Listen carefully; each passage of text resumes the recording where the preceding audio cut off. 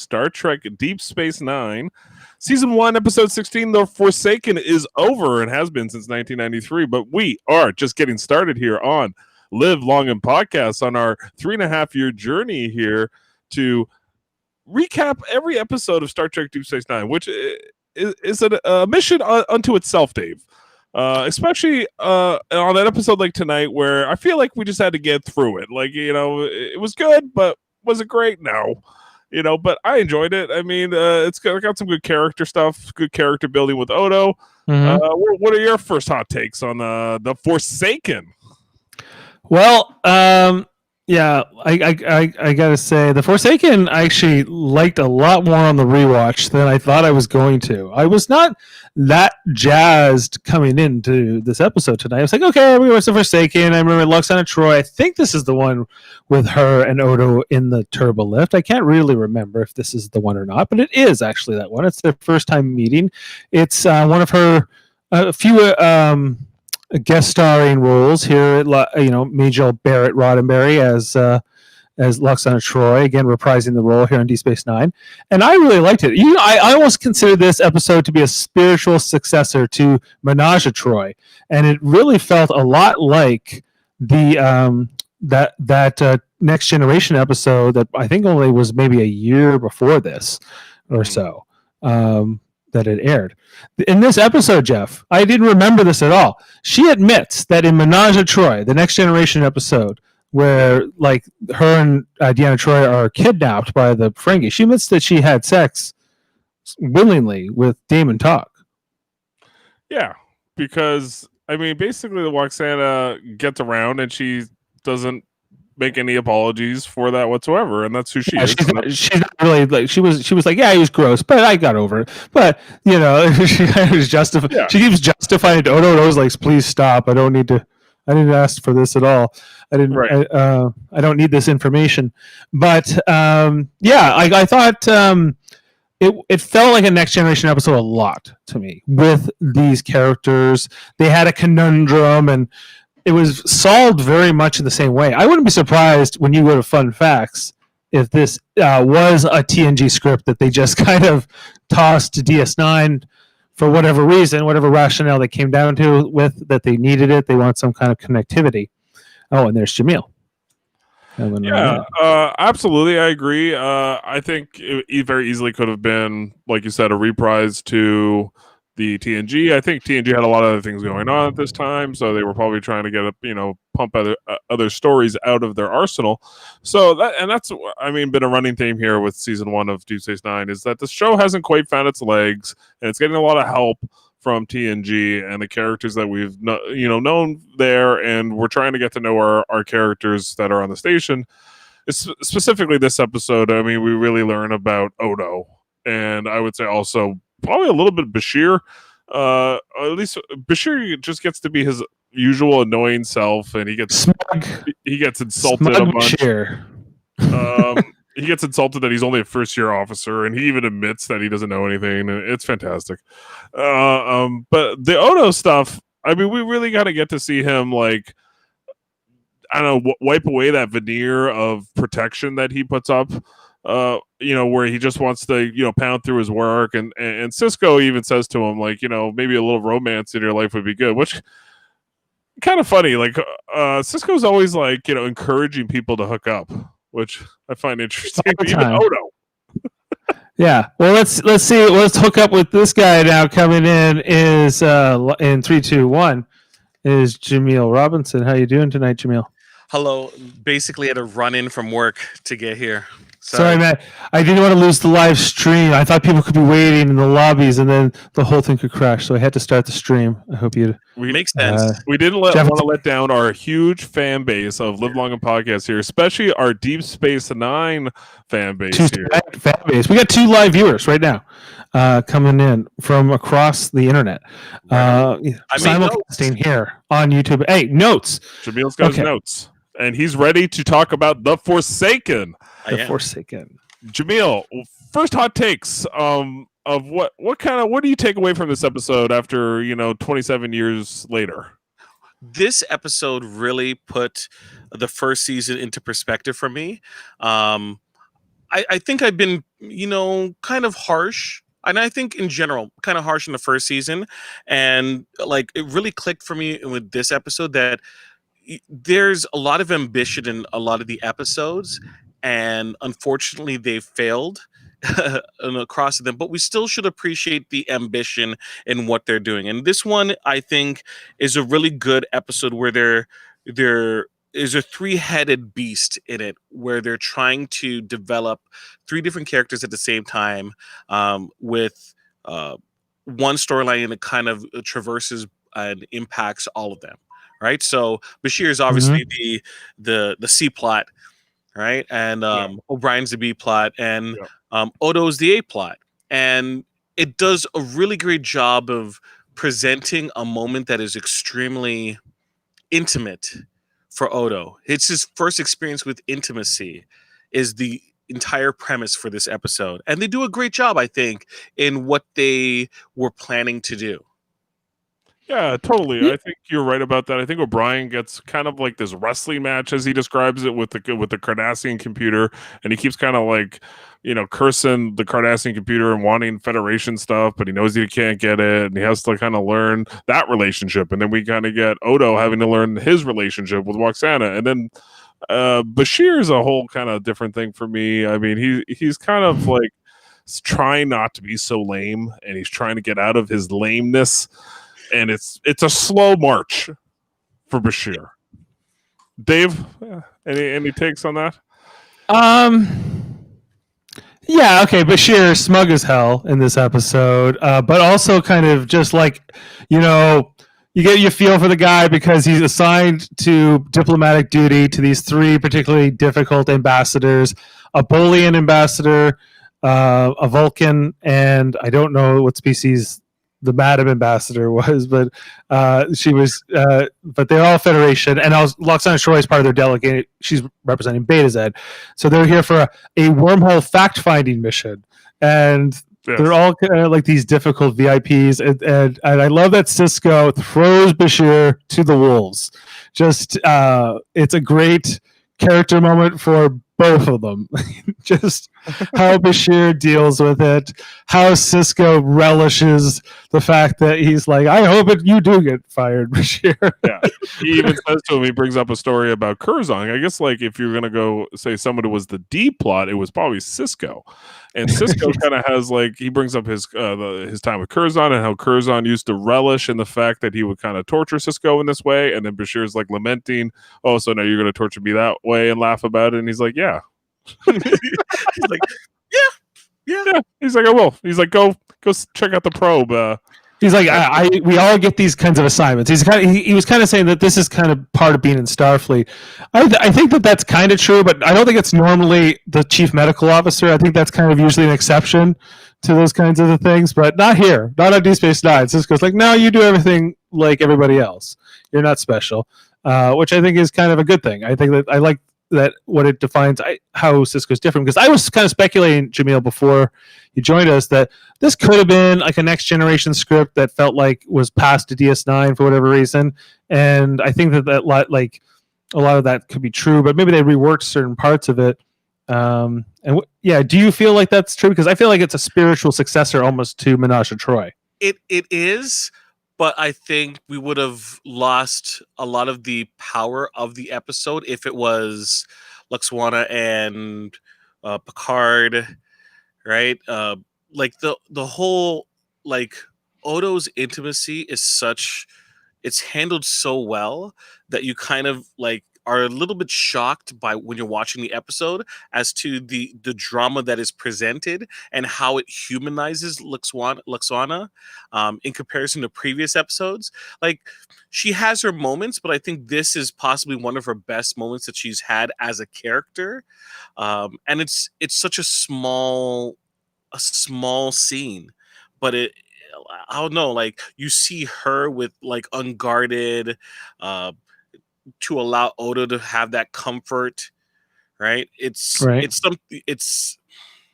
I don't think you're absolutely right. Absolutely next gen recycled plot, but I think they've improved upon it. and what it could have been. This could have been like a lame, throwaway episode next gen, to kind of breathe in between something with a little bit more stakes. But um, I don't know, it really works for me. Like, I'm more and more when I think about this episode, I like it a lot. I think we haven't really had a lot of Odo interacting with people on a personal level. And I think that's what this episode kind of needed, was for somebody to come in and not be a part of the major crew. I think he needed like a stranger or somebody like that we knew, but like Odo didn't know, to have that relationship with. I think that was important, because if Odo's like having the same kind of thing with Dax, it would kind of, or like Kira, it would kind of go throughout the series and it'd be like, wasn't that weird? But like I'm kind of glad it was Roxana, and it also they're kind of older souls, the both of them. Like I feel like they kind of connect in that way, both as actors and as characters, and so I think just like their scenes really worked. Dave, any comments on kind of their relationship? I agree completely. Although you could post Me Too movement, or and things like that. This bordered on kind of harassment, because Odo just wants to be left alone, and Loxana Troy just will not take no for an answer. Quarters them in an elevator. This could have gone. Luckily it goes all right. They connect and they become friends, and they share a bond now. But the Loxana Troy a little pushy at times. Can be a little aggressive. Picard, if he had been cornered in an elevator, or a turbo lift for that matter, and was turning goop. Yeah, he wouldn't. Well, maybe we have to take a poop or whatever in his moment, to sort of have to deal with his embarrassment of his bodily function, which is kind of what Odo deals with here. Yeah. But like, we compare this episode in terms of how Odo is able to.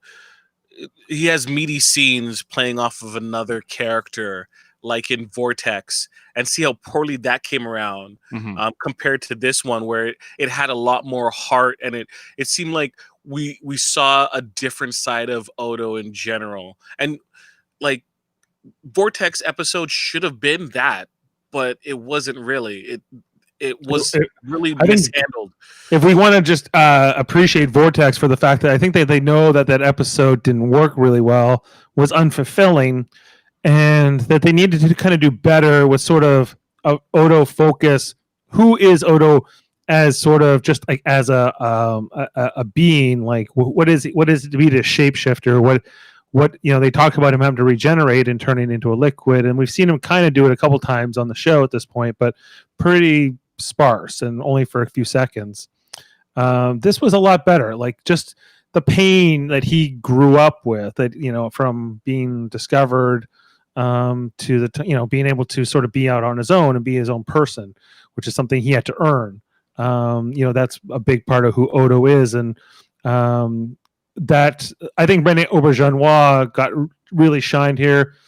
Majel Barrett, her performance and the energy she brought to it was perfect.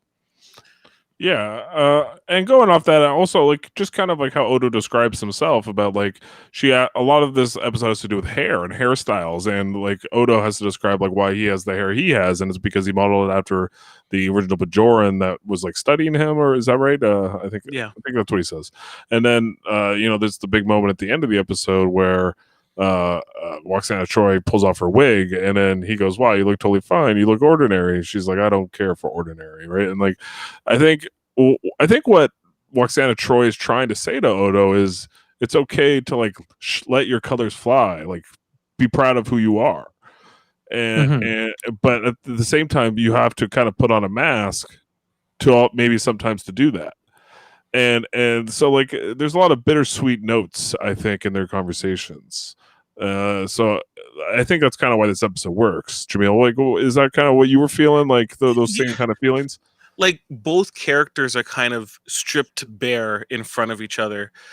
We haven't really seen Luxwana that vulnerable, really. She always seems to be a character that has a grip on the situation, a grip on herself, and she lays herself bare, and is able to really connect with Odo where all the other connections we've seen with the character is either as a antagonist friendship, right, or in terms of duty, right, and respect, but not in terms of kindness and intimacy and love, right? Not love in the sense of like uh, they're gonna make out, but like love in the sense of looking at someone's true self and understanding and appreciating it. And that's not something that Odo has really had the opportunity to experience. And I think it's like as you mentioned before, wonderful performances was able to bring that whole segment to life, right? Uh, Getting stuck in elevator scenes have been done to death. Mm-hmm. How it's presented and the performances that occur are what makes this one really stand out. Yeah, and some of the dialogue is pretty colorful for sure, especially when she's talking about how she like her and Deanna got stuck on the Ferengi ship, and she starts talking about how dreadful it was, but then she was like, well, it wasn't that dreadful, and then she was like, actually he was, pretty charming in his own sort of way, in his own sort of like awful lamentable way, I think she says, or something like that. Yeah. And she's like, she really made the best of that situation. She really made, she turned those lemons into lemonade, if you will. yeah. She admits that they had relations. I had forgotten that this was revealed here. I hadn't watched this in so long. I had seen this episode before, but that part had escaped me, and I was like, oh, okay. And I don't know why that makes such a big difference, but for me it seems to, because like I remember she was like that. She would do anything, and she, they got out of that situation. It was a life and death situation. Yeah, and she kind of like, it really kind of speaks to how strong under pressure Loxana Troy really is. Yeah. Are you an ambassador of the unhappy, Dave? No, I don't think Loxana is an ambassador of the unhappy. If you notice, she doesn't hang out with the other three at all. Or they don't hang out with her. No, she doesn't want anything to do with them. Yeah, she does not even talk to them. I don't think she has any dialogue with the other three ambassadors in the episode, in the whole episode. But they're part of the delegation. In terms of colorful conversation, she mentions when he says that every 16 hours I turn into a liquid. Her response: "I could swim." Yes, yeah, she's down for anything. She's, DTF. What do you guys think of the moment when Sisko says to Bashir, "Don't hit any one of them, Doctor. I am less forgiving than Kurzad was." That was a great moment. That was just awesome. Whoever wrote that line, whoever wrote, writing this. I gotta look up who wrote this episode. Oh my gosh! Yeah, I don't even know. Teleplay. I was looking at it earlier. Whoever took a second pass and probably like put in those jokes and those clever zingers. Chef's kiss, man. The story was Jim Trombetta, but the teleplay was Michael Piller and Don Carlos Dunaway. And this was Jim Trombetta's first story. This is the first time he ever wrote a script for any show. And then one of Michael Piller's proteges then worked on this script, and so did Michael Piller himself. So there you go. So that makes sense. But Michael Piller came from Next Generation, and putting these things all together really works in this episode. I think this episode's better than it gets credit for. I think it is kind of a situation of the week, whatever, the station's going to go under. But also, I think it serves kind of a narrative in the longer serialized part of the show, because it starts off with this Cardassian computer that O'Brien can't get working. And by the end of the episode, they have a computer that works, and it's got this like new artificial intelligence that is now enhancing their computer and making the station even stronger than it was. So it's like an upgrade. Yeah, and they do this a lot with O'Brien when like they don't have a main plot with him. They're kind of like, he's fixing the computer and he's making it more advanced, and the station will be even better. And it's just like, okay, I get it. But it doesn't get blamed for the replicators this time. Chief, I thought you were going to fix those replicators. I was expecting that soundbite to just drop. I was just pulling it up. Okay, sorry. Yeah. I should have give you a little bit of warm up for it. This is a great episode for O'Brien because you kind of see they put a lot of groundwork in terms of seeing him kind of interacting with the computer and his frustration with Cardassian computer architecture and him problem solving, showing how quick-witted he is and how he came up with the solution to solve the problem. It wasn't like a huge issue. It was something that he was able to figure out. He was kind of independent. I have issues with where they place certain characters throughout the episode, but and reusing of special effects. But this is I think this is going to end up being one of those episodes we look back on for season 1 as something that kind of like it does everything it needs to do. It pushes, well, it doesn't really push the overall narrative because as of right now they don't really have one, but it progresses characters and we feel a sense of progression overall from where we knew the characters from the beginning of the episode to the end, and it carries forth to the next episode. So for a first season episode, this is, I think in a lot of ways it's like a comedy this episode, like especially except for the stuff, it's like a rom-com, I guess would be the best way to put this episode. It's a bit of a rom-com. Yeah, it's kind of like could have been a 90s rom-com kind of, or like it was very indicative of what TV was at this time in 1993. Like it's kind of also a product of its era, I think, a little bit too, and the types of stories that 44-minute TV dramas would do for kind of a humorous shakeup with their cast. Yeah. Like Deep Space Nine is a space show, but it's also kind of it's a character show. It's a character-driven show. It's about characters living in a place together, and how those energies kind of clash and crash and come together, and how those characters build upon each other. And it's not really about like something came through the wormhole, and they're like, who knows where it came from? It could be out there for. It doesn't even matter. They don't even resolve that. They never figure out where it came from, or whatever. If they're like, it's happy now. It's in the backup computer, and it's not bothering anybody. They should hook up with the Enterprise and give it to Moriarty to hang out with.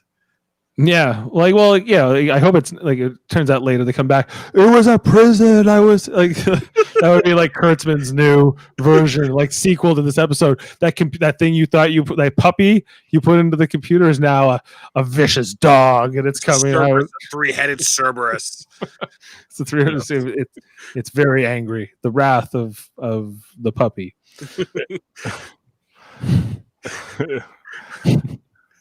That's very crazy. I thought you were going to fix the replicators. Good job. Excellent. Yeah, it's important to know that pups don't like to be left alone.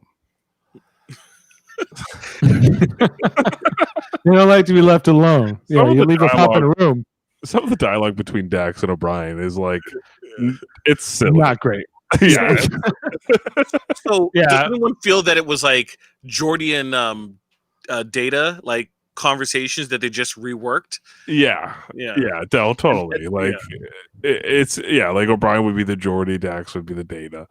I think the creative decisions that they made in the first season, especially with a lot of these characters, as they're trying to figure out who these characters were, are questionable. I think like Kira and Dax in particular are very underutilized in this episode. They don't have much to do, and the dialogue they are given is it's much like that Alan Moraine episode, like the Move Along Home episode, where it's just like I don't know, like throw them into this situation and maybe that would work. I don't even think that episode doesn't play better with TNG or original series cast. It's just this episode has a bunch of problems to solve, and none of them seem like they have any stakes. It's like they're stuck behind that wall. We're gonna need a thing to. It's Cardassian made. We're gonna. Why is Cisco there doing that? He's the captain. Why is the captain with a blowtorch, like cutting down. I know it's ambassadors, but still, because O'Brien is busy trying to communicate with the dog, The of puppy. Yeah, the It's- puppy. You put a puppy in a room. It was that's what Leave it. the puppy alone. That's right. Yeah, now that we're breaking it down, I think that the O'Brien story kind of is terrible now. That I'm The thinking puppy about it. who lost his way. His way. He's the puppy who lost his way. Exactly. okay, if it was a next gen episode, that would have been the like the prime storyline, and it would have been like Data gripping with the fact that you have this artificial intelligence that is, young and needs support, and we can't just throw him away. And then the Picard Laxwana B storyline would have had them there, and she just coming on to him, and she taking off her wig, and Picard and her having a little moment. And then who would have been in the Bashir role? Wesley. Probably Data. Yeah, probably Wesley, or it wouldn't have been Crusher. Data would be I'll tell you that Jordan. much. Maybe Worf even. Worf. Worf in, like he's got to babysit these 3 ambassadors. He doesn't want to do it. Yeah, Yes. and Picard's like rousing him, like, "Oh, you stop." Picard. Yeah, I'm not as forgiving as Curzon or whoever version of the story he would give for that. Yeah, Mike. Yeah, because I think like a lot of these first season episodes were just passable, but now that we do like the Star Trek Radio Theater, I always like think I look through the episode sometimes through that lens, and this one I was like, this would be a lot of fun. This is like a great character episode with just like the bullying about like the 3 ambassadors were just so great. I just loved like that as like almost as a trio and how that worked, and kind of showing, and also like the diversity of the Federation, and that's kind of how it's all. That's how they make decisions, and they're kind of like each like a senator, I guess, from each state in like sort of the U.S. allegory. But yeah, like I don't know. I guess I'm higher on this episode, but the more I'm breaking down the puppy that lost its way, yeah, no, bad. Can we talk about Odo becoming a liquid into Waxana's dress, and then the smile from Waxana? I mean, Yeah. Well, here we got. Just listen to this. Can't say I have. Well, I have the most wonderful holo program, and I've reserved a suite for us with that Quark person. You told Quark that you were going into a hollow suite with me. Well, of course. He's preparing a special picnic basket for us. Good Lord. I'm afraid I'm not available. I have to get to Upper Pylon 3 immediately. Madam Ambassador. Alwaksana. Upper Pylon 3. I've great. always wanted to see an upper pylon. I bet. I've always wanted to see an upper pylon. That's total rom-com. yeah, it's total rom-com, and it's playing off that relationship with Quark and Odo, and it's all played for laughs. Yeah. I mean, it works. I mean, it's a funny episode. It's just That's not good, right? I think that's good writing. I think that like so. This episode is sort of a mixed bag, but you're like, oh, it's a puppy lost in a room, because this is what Starfleet always does. Like this is what kind of like what Starfleet was doing up to this point, at least, was like we needed to use an analogy to explain it to the audience so they'll get what's happening, because the rest of it's technobabble and the average viewer doesn't understand what's going on. So I'm gonna make a doghouse. and everybody likes puppies. right. Like the whole scene where they're pulling out the isolinear rods, right? And they're slowly deconstructing the computer. That's kind of neat. Like, I think that also was very understandable for me, like for me at the time. And even now, like it makes a lot of sense. Like everyone you can over burden your computer. Obviously, it can become like, have too many programs open, whatever. And you're giving it too much work to do. But I guess in '93 that was still newer, and that was kind of just showing. It probably had hundreds of RAM, man. How much Hundreds you of want megabytes of RAM? How much you want to bet that this episode was written? The Bashir plot line specifically was written where, like, I'm guessing either the actor or the writer said to themselves, "Hey, can we get Bashir to be somewhat on Sisko's good side?" Like he's kind of the whipping boy for like the first 12 episodes that we've watched. And in this episode, he starts out as the whipping boy again, but by the end of the episode, he kind of saves Sisko's back by saving the ambassadors, and the ambassadors kind of like, we're recommending him for commendation, and like Sisko's like, good They're all job. calling him by first name, Jeff. Like it's a big they're ready. Here, listen. Ambassador, are you all right? Yes, thanks to Julian. The doctor was remarkably calm and logical for a man of his years under such severe conditions. We'll be putting him in for a commendation. And then he gives a look. Yeah, just the look. He's like, fuck you. It's just so good. You know, they were like, we need to give Bashir a win. He's been getting beat up all season long. Maybe they had something similar in mind, because like this whole idea of O'Brien must suffer, and O'Brien overall hasn't really suffered all that much up to this point in the series. Maybe more in his TNG days at this point. But yeah, it was pretty great. I don't know. Like, I think Bashir has definitely maybe the most character growth of all like the series regulars. Maybe like Jadzia too. Definitely not O'Brien. When Sisko comes up from the turbo lift, and then he says to O'Brien, he's like, "O'Brien, you fixed that thing in the computer?" And Dax goes, "He adopted it." He goes, "We found its way. We helped it find its way. It was a puppy, and it found its way."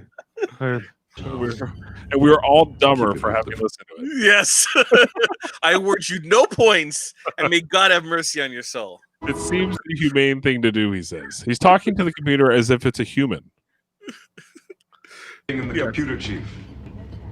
I didn't. He adopted it. Adopted. Well, I was able to get our friend out of the main command pathways and into a sub-program. You're suggesting we leave it in there? I don't see why not. It's happy, it's not bothering us anymore. Well, it seems the humane thing to do. It's just another new life form visiting the station. I'll we're take care of trapped in a it. subroutine. Make sure it gets enough attention, and all. Keep it off the furniture. Jesus. Why are they talking about it's a life form within the computer that they've put into a box. Yes. And they want to make it's doing a great job for O'Brien. It's making the computer not fight with him. It's giving more reasonable, like, everything he's fighting with the computer at the beginning of the episode with, that he can't get his work done because he has too much to do. Why is Sisko's always like saying, "I thought you were going to fix those replicators." Chief, I thought you were going to fix the replicators. Right. Right. And it's like, Cardassians say we can run our shit on 13%. He's like, well, I don't. I say 20%. And he's all pissed off. Yeah. So now all those problems are gone. O'Brien can kind of, like, he doesn't have to work overtime as much. He can, spend a few more hours with his daughter and his wife, which will make him happier. Maybe he won't. More scary stories for Molly. Yeah, more Rumpelstiltskin for Molly, and he can get away. Because O'Brien always seems like he's overworked, right? Yeah. Well, no, I think he's just a whiner. I mean, I think that's the thing with O'Brien. Yeah. On Next Generation, he had it so good. He just ran the transporter room. Yeah. Beam him up, beam him down. Sorry, Captain, I lost them. Or I got him, Captain. Usually it was I got him, Captain, and that was it. Like, that was what O'Brien had to do. He seems like the type of person that if they're like, "Hey, O'Brien, we need you to stay at on the transporter comm just in case we need a quick transport," and he'd be like, oh, "God, I guess I'm gonna have to fight with this for 15 minutes." And whereas, like, if you find Bashir heavily working away, Bashir will just be like in silence, and he'll just be like, "I need to get to this. I need 3 hours to do this." Like, and then he'll fall asleep on his own medical bed and have like a sex dream. Yes, yes, he'll do that too. But what he won't do is compare the computer to a dog. True. Yeah, that's where he draws the line. Yes, this is this far, no further. He says he'll have to do a root canal, and then like even Sisko's like, a root canal. He's like, I'll have to get into its guts. Yeah, he's like, engineering term in short form. Okay, just so that we all can remind ourselves, in this episode, Sisko was an engineer. He came up as an engineer before he became a command officer. He knows more about engineering, presumably, than O'Brien. Well, maybe not as much as O'Brien, but they should know at least probably about the same amount. Considering that like Cisco designed starships for a good part of his career, and he's just like, oh, it's short form, Captain. He's kind of just like, and Cisco's just kind of like, I think he knows O'Brien's like barely holding it together. Just do it. Yeah, Do you want me to do it? Do you want me to take off my insignia and take over your job? Because want me to put on the yellow? You want me to put on the gold? I'll put on the gold right now. Like, I imagine O'Brien is like the red green of the engineering world, where he gets stuff done with right? duct tape. He just duct tapes it all together. Yeah. He's like, I don't know. I just went in. My dad wanted me to be a cello player. I said no. So I went into town one day. I joined Starfleet. Next thing I know, I'm chief of operations Deep Space Nine. 20-something years later. That's kind of like the story of O'Brien. He kind of just joined the Starfleet. He's not a full officer. He just kind of learned on the job. And here he is running this like Cardassian space station on the edge of deep space. He's not like, they're very far. That's why it's called Deep Space Nine, right? To remind ourselves, they're not like they're a little bit far. They're not near Earth, right? They're a good distance from Earth, and they're on the frontier. But like normally a lot of this like stuff like we see Cisco doing in this episode, I was just thinking about is stuff you would see the first officer doing. You would see like there should be more Kira stuff. Maybe not so much with Bashir, but definitely with the stuff with O'Brien and just like running the officers, because that's kind of what the role of the first officer is. But we've established that Kira knows, dick squat about engineering, and she says it in a previous episode. She's like, I don't know if I can figure out how to fire things, but so just like blow up the panel, just like, we got to get past this wall. Let's get some dynamite, C4. Yeah. And that might be because like now the visitor was like didn't want to like recite all the technobabble all the time, and so maybe that was why. That'd be my guess. I just think they were trying to figure out like what does each of these characters bring from like just a story functionality, like because Star Trek mostly, especially in this era, was solving problems. Okay, we have a problem and we're going to solve it together. We're going to show that the team is going to collaborate, and we're going to sit around a boardroom table, or we're going to sit on a podcast or on like a conference call. We're going to figure out how to solve this, right?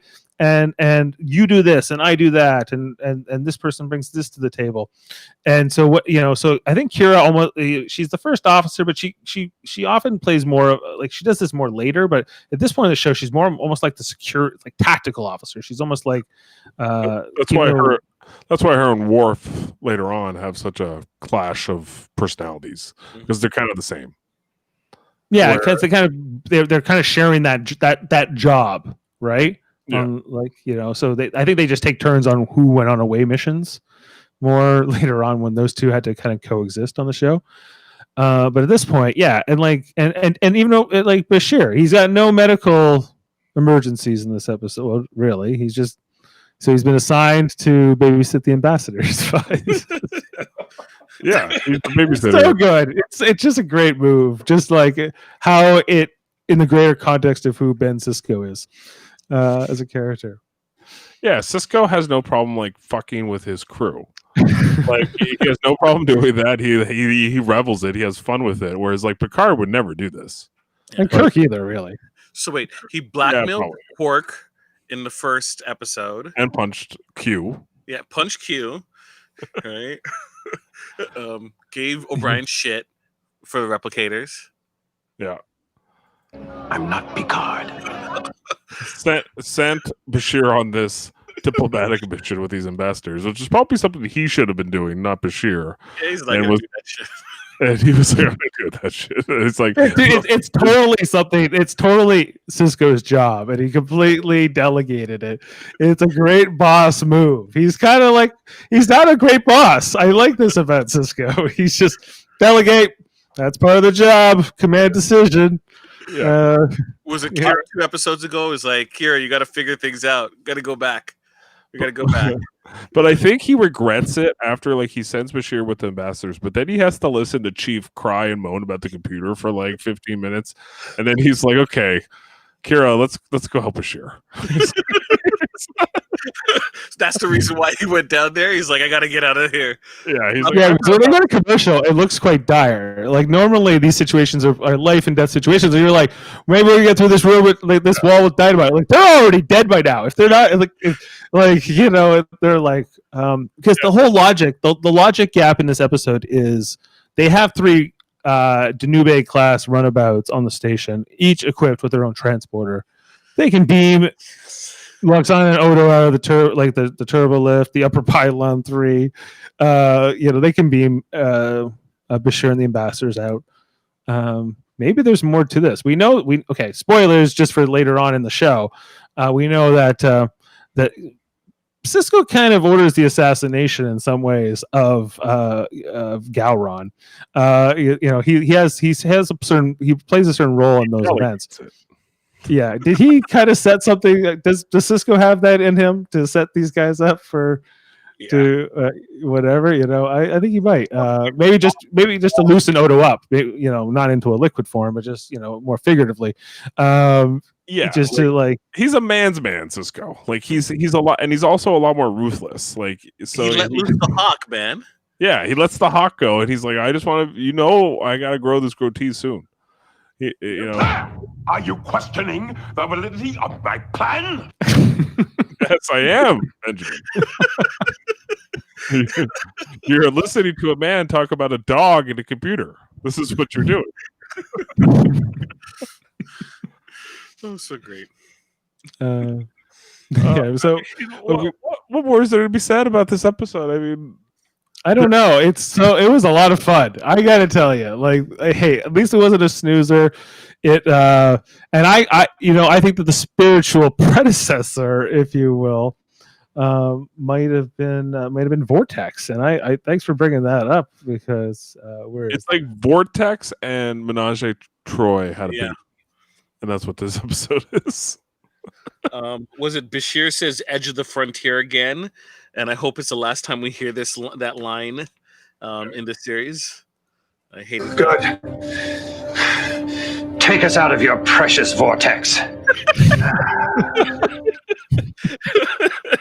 You could have said that to Lexon. Yeah. Well, Jane was asking when she takes that liquid into the dress. Right. Was that sex? Could that? I think it might. Just with the whole Damon Togg reveal in this episode, I think there's a good chance that it's open to interpretation. They also the camera pans up and looks at her face, and she just has like a big smile on her face. So got him. Yeah, she's like, it worked. It worked. Mm-hmm. It still doesn't make sense that why Odo was hit by that rock in Vortex. Why he went down. That's not like this contradicts it, but I think that they did a service to the Odo character in this episode and the changeling species and what were some of the ground rules of how they work. They changed there's a lot of future moments where we'll talk about where Odo gets knocked unconscious and it seems absolutely ridiculous because in like the first episode a rock goes through his head. So like the mace. Yeah, the mace. Yeah, that's right. Yeah, like what can hurt Odo changes and is not consistent, and changelings are like they're presented to be very powerful beings. Like they could kill you almost as quickly as you could think it. Yeah, like they could turn into anything. Yeah, he's weak to the plot. That's what his weakness is. Whatever they need is like we need Odo knocked out. Well, a boulder comes out of nowhere and hits him. Yeah. When you think it, nah, it's okay. Plot. I was watching an episode the other night from season 5 where it's the one where Kaiko goes insane and she's like possessed by the paw wraiths, and she's like saying I'll kill myself if you don't do what I say, Chief, right? And there's a moment in that episode where O'Brien like Chudo chops Odo and knocks him out, and it's the most ridiculous thing. I'm just like, what? Get the fuck out of here with this. He learned it from Kirk. He has to be faking it, right? Like, there's no way that Odo could seriously be hurt by that rock. He was just tired. He wanted that guy to carry him back to the shuttle, or just it was a test. I don't know. There's a few theories there. It would have made more sense had they had some sort of device to turn him into a liquid, if they'd written that kind of like into like the story, or like that would have been cool, because anytime they needed to like render Odo inert, that would have been a cool way to do it. Just turn him into a liquid, and then he's like kind of screwed until he regenerates. But they never did that. But that would have worked. The other moment I wanted to talk about in this episode is when they first get, like, Kira and Cisco first get to this wall, and then Kira's like knocking on the door, and she's like, "Oh, it's Cardassian made, and we're gonna need this certain kind of laser to break through it."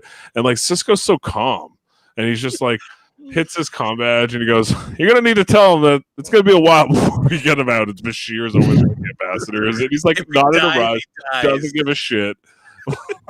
I think this is Cisco's brilliancy. He's like, no, this is perfect. He's taking advantage of the situations presented for him. He's like, wait, like Odo was kind of like a thorn in my side sometimes, right? In this episode, there was an example of that. And Luxana Troy, who I think he knows is trouble, just from like a management, a VIP management point of view, he's just like, great, stay there. We'll get it fixed soon.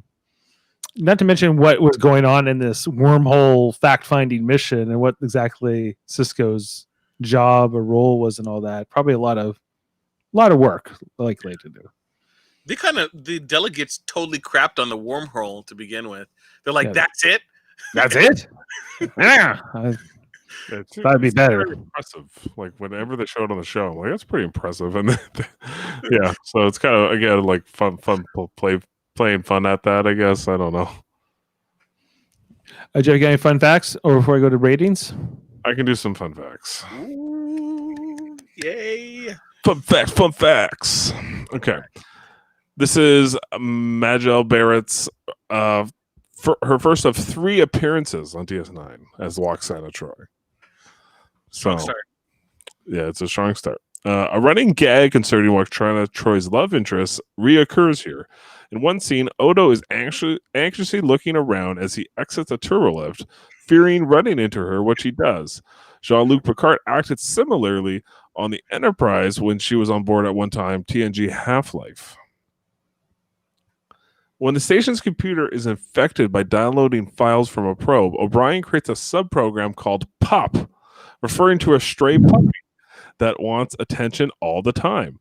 To isolate the infection in more recent real-life computer history, ironically, a pup is a potentially unwanted program.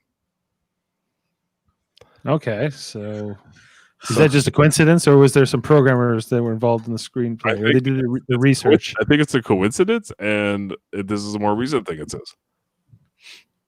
The attempted shutdown of the computer system by removing the control chips and issuing complex commands is reminiscent of the shutdown of HAL 9000 in 2001: A Space Odyssey. I can't do that, Dave. Oh no, I can do that. Oh, no, yeah, I'm a little puppy. I can't do that, Dave. Odo's hairstyle was modeled after that of Dr. Maura Pohl. Jody's saying this is one of the better season 1 episodes. Jody! Jaemeel and Jody are simpatico on this one. Waxana calls Odo the thin beige line between order and chaos. Thin beige line. In the 1850s, a poem described the thin red line of British soldiers holding off the Russian infantry at the Battle of Balaclava. In 1911, another poem spoke of the thin blue line of the U.S. Army. By the 1960s, the thin blue line meant the almost always blue uniformed police. I don't know why that was. What's that movie, The Thin Red Line? It's a Vietnam movie, isn't it? It's a World War II movie. Yeah, I think. World War II. The working title of this episode was "Only the Lonely," named after the song by Roy Orbison. So I guess they changed it to The Forsaken, which I find interesting why they would change it to that. It's not a great. Yeah, it's a terrible title. It's a terrible title. Okay, like it needs to be said. That's not a fun fact. But it's. It was Only the Lonely. Only the Lonely is a better title. This is a title that should have been saved for something great, and they're like, once that title was gone, they're like, no, we can never use that again. Oh, we'll call this episode The Forsaken. No, we can't do that. We used it on an episode where it made no sense in season 1. This episode marks the first of several changes to Major Kira's uniform. The separate jacket and pants are now a one-piece jumpsuit. They love jumpsuits. They love onesies on Star Trek. They're like, Jake was like, jumpsuit buddies with Nana Vista. I gotta see because I'm big on the uniforms, Jeff. I gotta see if this is an improvement or not.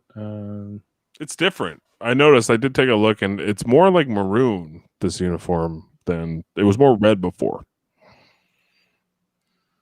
I'm trying to remember it. I never noticed it during the episode because she's barely in the episode, and when she is in the episode, it's very dark. I don't know if it was comfortable for her, but it looks all right. Yeah, they really spent time on the Bajoran uniforms. Yeah. Okay, so Major Barrett Roddenberry wears a blonde wig in this episode. She also wore a blonde wig when she played Nurse Chapel in the original series. She also wears a red wig in this episode. Yeah. Benita Andre Anara is the sister of Benito Martinez, who played Transporter Chief Salazar in the TNG episode Descent Part 2. Ooh. This takes place in 2369.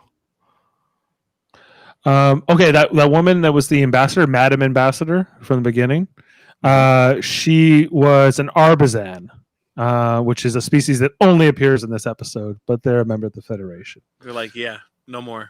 Yeah, we don't like the makeup. It's too difficult or something. Did you find it was interesting also that that little thing that Odo solves at the beginning, right? That crime, because he figured they say the Ferengi can't, the Betazoids can't read the Ferengi's minds to figure out who stole her hair clip, and there's this other species that's related to the Ferengi, right? And like what is with no ears? Yeah, it was yeah. Never bring it up again. Those are our cousins with no ears, and for Ferengis, a cousin with no ears is they have no lobes for business, so they're just no lobes for business. Maybe that's where it comes from. Maybe they're just thieves. They have no business sense. Considering the whole thing about the crime, she starts going on about her hair clip, right, and her brooch, and she says it's made out of latinum, but that can't be because latinum is liquid. So that's a goof. It could be latinum filled gold. Sure. Or wouldn't you then have to say gold pressed latinum? Could be implied. Could be implied. Okay. And then the final fun fact: Loxana Troy brings up her brief affair with a Ferengi, which refers to the TNG episode Menage a Troy, which we've already mentioned. Okay. Facts. Yeah. All right. Ratings. Ooh. Let's rate this episode. The big spreadsheet. Here we go. Okay, I'm going to give this episode 7.5. I think it's pretty. Okay. That's what it deserves for me. Jeff, do you want to go next? I'm going to give it a 7. Okay. And Jaemeel. 8. 8. Yes, I think it's well deserved. That averages out at 7.5, which is pretty decent. That's pretty good among the pantheon of these season 1 episodes and the ratings we've been getting overall. Overall, the average is 6.4 among everything we've watched so far. So that's pretty good. That's well above the average.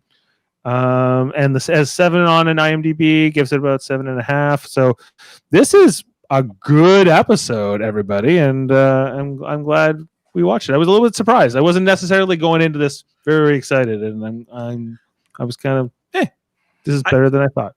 I watched it during my lunch break, and I did go a little bit over because I was actually drawn in with the story, especially the Odo Troy segment. It was really great television. I found. I was very impressed. Yeah, so for all its faults, and we found them, but there's faults. There's faults. They're not bad. By the way, the species that's related to the Ferengi are called Dopterians. Do we ever see them again? Dopterians? I don't know. I guess we'll have to keep watching to see if they pop up. We need a spin-off with with the Dopterians and the Ferengi and their crazy times.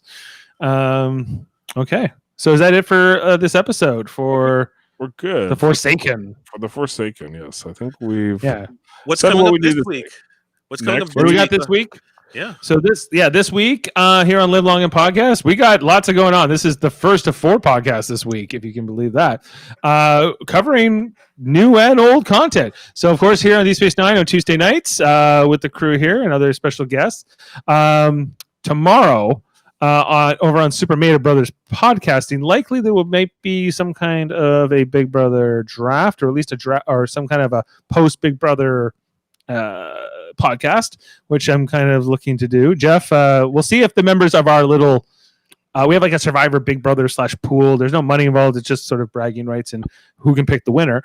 And so we're kind of just seeing if we can kind of tie that in tomorrow night.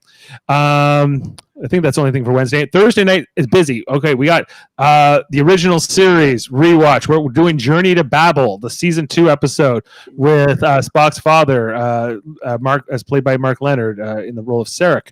We'll be talking, with that's a great episode. Features a lot of the original series, like the founding 4 members of the Federation and all that. And then later that night, Star Trek Lower Decks is coming out Thursday. So if you're in the States and you have CBS All Access and all that, you're going to get it really early, probably after 12 a.m. on Thursday. We won't be watching it until 9 o'clock. It will air here on CTV Sci-Fi in Canada, so I'll be watching it there. And we'll be coming on at 10 o'clock that night after we do our original series rewatch. So check that out. I'm excited to talk about Lower Decks. And also later this week, we have Star Trek Radio Theater. I don't have the title card at hand, but we're doing this week on Friday Night Live. We're going to be doing Deep Space Nine Blood Oath, which is the original series episode that features the 3 original series Klingons. Like, it's a season 2. I think I said that right. Did I flub my words at all there, guys? I think I might have. It's the original series or Deep Space Nine?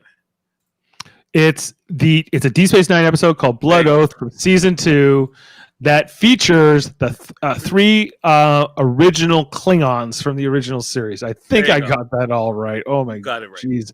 I was so thrown off by my lack of graphic.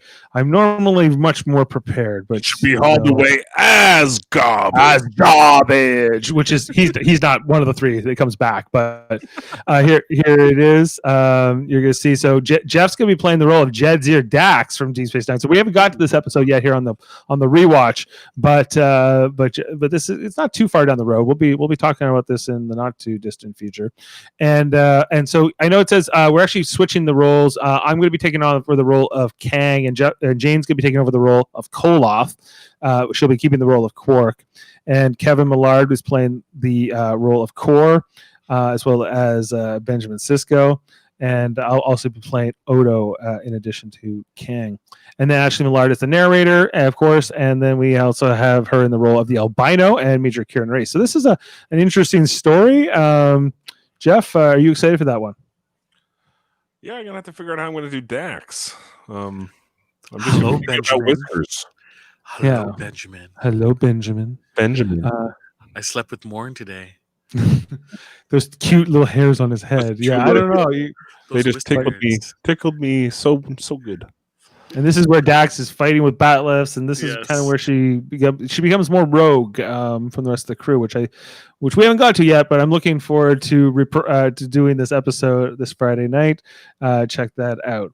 I think that covers everything. Other than we need to talk about the episode we are doing next, which is Dramatis Personae. You got to flick your wrist. You flick your wand when you say that. Leviosa. I don't remember this episode. Leviosa. Dramatis Personae. Yes, you will not be getting your Hogwarts owls.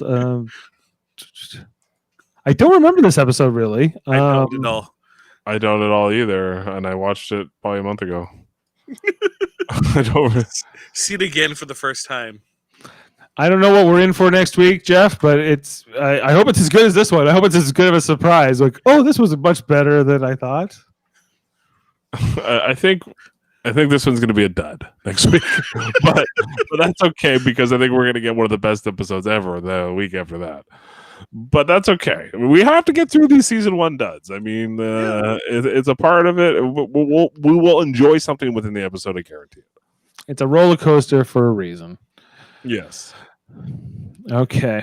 Well, thanks everybody, and we'll see you very shortly to figure out which podcast you'll be joining for us next. So.